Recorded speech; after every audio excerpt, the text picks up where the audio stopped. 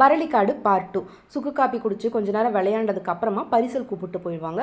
பரிசலில் 250 பேர் இருந்தாலும் at a டைமில் எல்லாரும் போக முடியாது, பேட்சாக தான் போக முடியும். அதுக்குள்ளே நாங்கள் இந்த டேம் எல்லாம் பார்த்து ரசிச்சுட்டு இருந்தோம். இப்போ நீங்கள் பார்த்துட்டு இருக்கிறது பில்லூர் டேம். பவானி ஆற்றுக்கு குறுக்கு கட்டப்பட்டது தான் இந்த பில்லூர் டேம். 1961லேருந்து 66க்குள்ளே இந்த டேமு பில்ட் பண்ணியிருக்காங்க. இந்த தண்ணி தான் பார்த்திங்கன்னா அத்திக்கடவு வாட்டராக கோயம்புத்தூர் மாவட்டம் முழுமைக்கு பாதி கோயம்புத்தூருக்கு இந்த தண்ணி தான் கொடுக்குறாங்க குடிநீர் திட்டமாக.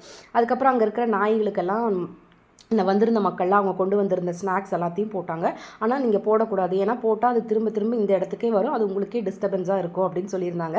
ஆனாலும் என்ன பண்ணுறது, மக்களுக்கு அதை பார்க்கும்போது பாவமாக இருக்குன்னு நிறைய நாய்களுக்கெல்லாம் உணவெல்லாம் போட்டுட்டு இருந்தாங்க. அதுவும் எங்கள் கால்களையே சுற்றிட்டு வந்துட்டு இருந்துச்சு.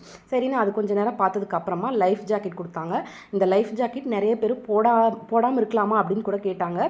இப்போ ரீசெண்டாக நடந்த நிறைய ஆக்சிடென்ட்ஸ் உங்களுக்கு தெரியும். லைஃப் ஜாக்கெட் ரொம்ப முக்கியம். நீச்சல் தெரிஞ்சவங்களாக இருந்தாலும் தெரியாதவங்களாக இருந்தாலும் ரொம்ப முக்கியம். அதுக்கப்புறம் இந்த பரிசலில் 4 பேரை தான் கூப்பிட்டு போவாங்க.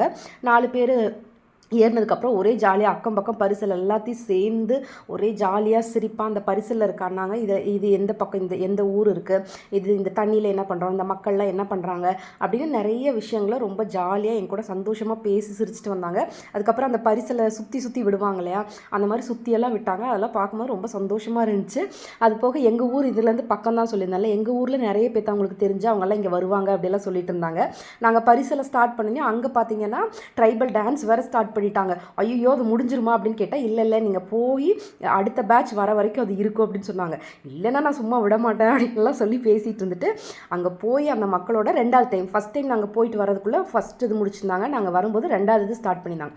அவங்களோட சேர்த்து ஒரு அரை மணி நேரம் இருக்குங்க, செம்மையாக டான்ஸ் ஆடிட்டு சந்தோஷமாக இருந்துச்சு. அவங்க பாட்டெல்லாம் பாடினாங்க. அந்த மியூசிக்கல் இன்ஸ்ட்ருமெண்ட்லாம் கொஞ்சம் புதுசாக இருந்துச்சு. அதெல்லாம் முடிச்சதுக்கு அப்புறமா ஃபுட்டு ப்ரொவைட் பண்ணாங்க.